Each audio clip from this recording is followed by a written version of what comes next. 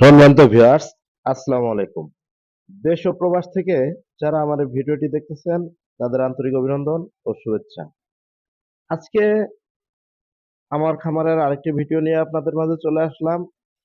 সেই ভিডিওটির মূল বিষয় হলো কিভাবে গরু মোটা তাজা করা যায় অল্প দিনে, দ্রুত সময়ে, এমনকি কি কি খাদ্য দিয়ে গরু মোটা তাজা করা সম্ভব। আমরা অনেকেই খাবার করি, আমরা বুঝতে পারি না যে কিভাবে গরু মোটা তাজা করতে হয়। অনেকে অনেক দানাদার খাবার খাওয়াই, দানাদার খাবার খাওয়ানোর পর গরু মোটা তাজা হয় না, তখন আমরা লসের সম্মুখীন হই। তাই লসে পড়া যাবে না, অতিরিক্ত খাবারও দেওয়া যাবে না। ভালো মানের খাবার অল্প দিলে এই গরু মোটা তাজা করা সম্ভব। আর যদি আপনি খারাপ মানের খাবার অধিক পরিমাণ দেন, গরু কিন্তু মোটা তাজা হবে না। তাই আমাদের আগে বুঝতে হবে পুষ্টিগুণ সম্পন্ন খাবার খাওয়াইতে হবে গরুকে। অযথা গরুকে খাওয়ানো যাবে না। আর গরু মোটা তাজা হওয়ার পিছনে খাবার রুটিনটা হলো মেন। আপনারা অনেকে প্রশ্ন করেন যে খাবার রুটিনটা কিভাবে মেনটেন করা যায়। আপনি গরুকে কয় বেলা খাবার দেন, কখন খাবার দেন, কি কি খাবার গরুকে খাওয়ান গরু মোটা তাজা করার ক্ষেত্রে। আমি মূলত গরুকে অত খাওয়াই না, কারণ হলো বেশি খাওয়াইলে সমস্যা। গরু অবসর সময়ে জাবর কাটবে, এটাই হলো গরুর নীতি।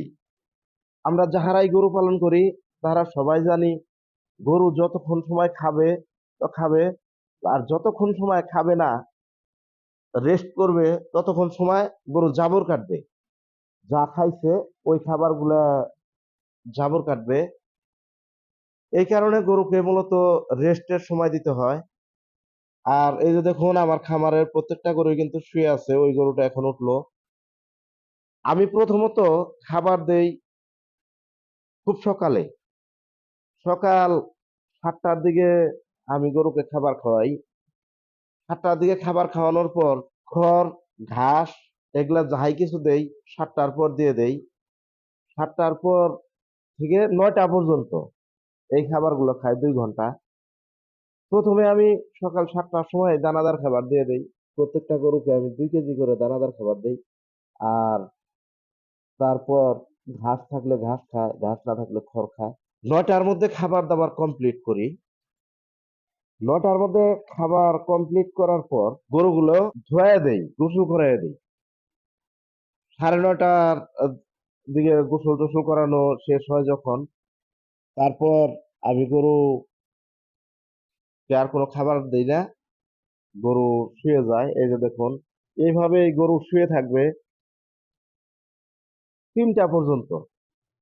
এই 9টা থেকে 3টা পর্যন্ত গরু শুয়ে থাকবে। শুয়ে থাকার পর 3টার দিকে উঠবে। 3টার দিকে আমি খাবার দিব, খড় দেই আর হলো ঘাস দেই, যাই কিছু দেই। 3টার দিকে আবার খাবার দিব।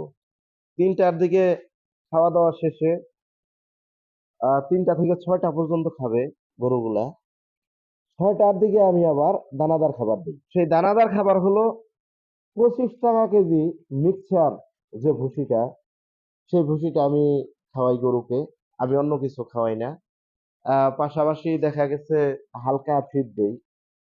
তা সেই মিক্সচার খাবারটা, যে 25 টাকা কেজি, আগে 24 টাকা কেজি ছিল, এখন 25 টাকা কেজি হয়েছে। এই 25 টাকা কেজি মিক্সচার খাদ্য কিন্তু আমার খামারে আমি খাওয়াই। সেই মিক্সচার খাদ্য 7টি উপাদান দিয়ে তৈরি। 7টি উপাদান দিয়ে সেই মিক্সচার খাদ্যটি তৈরি। মিক্সচার খাদ্যটি আসে পঞ্চগড় জেলা থেকে। আমার বাসা হলো নীলফামারী জেলা, ডিমলা থানা, পূর্ব ছাতনা ইউনিয়ন। তো পঞ্চগড় জেলা থেকে সেই মিক্সচার খাবারগুলো আসে। সেই মিক্সচার খাবারের মধ্যে 7টি উপাদান আছে। 7টি উপাদানের মধ্যে হলো প্রথমত ভাঙ্গা বাদাম, ভুট্টার গুঁড়া, রাইস ব্রান, বাদামের ভুসি, যেটাকে বাদামের চোচা উপরে খোসা বলা বলা হয়, ওই খোসার ভুসি আছে, হলো চিটাগুড়, টক্সিন, খাবার ছোটা, আছে লবণ। এই 7টি 8টি উপাদানে হইলো সেই খাদ্যটি তৈরি। দাম অল্প হইলেও গুণগত মান খুবই ভালো। যেমন বাদাম তৈলাক্ত জিনিস, মানুষে যদি অসুস্থ মানুষ বাদাম খায়, আল্লাহর রহমতে সুস্থ হয়ে যায়। তাই বাদাম একটি ভালো মানের খাবার। সেই বাদামের ভুসি দিয়ে কিন্তু আমরা মিক্সচার খাদ্যগুলো তৈরি করি। দেখুন, গরুর কিন্তু আল্লাহর রহমতে স্বাস্থ্য কম নেই। এই যে দেখুন শুয়ে আছে, এই যে এগুলা বাছুর, এগুলা এই যে বাছুর গরু, এগুলা দুধ দহন করা হয়। আর দুধের গাভী স্বাস্থ্য একটু কম হয়, এগুলা গরু অল্প দিন হয় কিনছি, এখনো স্বাস্থ্যটা মানে ওইভাবে সেরে উঠতে পারে নাই। ওই যে গরুটা বেশ কয়েকদিন থেকে কিনছি, ওইটা হলো আমার বাড়ির বাছুর। আর ওই যে দেখুন, ওইটাও আমার কেনা বাছুর। তো আপনারা যারাই যাহাই কিছু খাওয়ান, প্রথমত আপনাকে ভাবতে হবে গরুকে আপনার রেস্ট দিতে হবে। আপনি যদি গরুকে রেস্ট না দিতে পারেন, তাহলে কিন্তু সেই গরু ভালো হবে না। আপনি ভাববেন যে সবসময় গরুকে খাবার দিবেন, তাই গরু ভালো হবে না। গরু জাবর কাটা প্রাণী, তাই গরুকে জাবর কাটার সময় দিতে হবে। গরুকে জাবর কাটার সময় যদি আপনি না দেন, তাহলে সে গরুটি অসুস্থ হয়ে যাবে, খাবার অনীহা দেখা দিবে, শুধু খাবেই।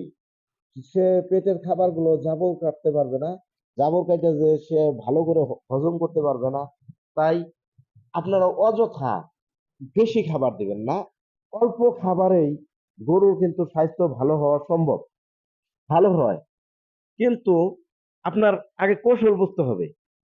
গরু মোটা তাজা করতে হলে বেশি খাদ্য লাগে না, অল্প খাবারেই কিন্তু গরু মোটা তাজা হয়ে যায়। কৌশল বোঝাটা হলো আমাদের জরুরি।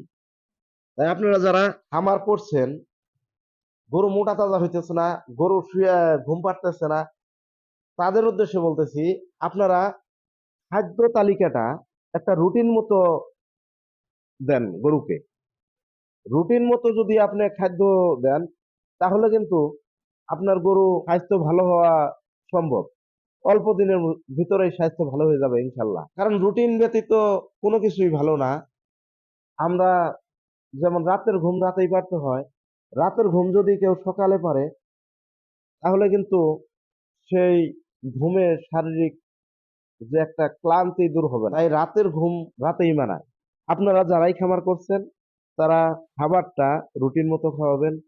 আর মিক্সার খাদ্য আমার খামারে খাওয়াই, এটা যদি কোনো ভাই বন্ধুর লাগে, এই আমার খামারে খাওয়াই সেই স্বার্থে, ব্যবসার স্বার্থে না।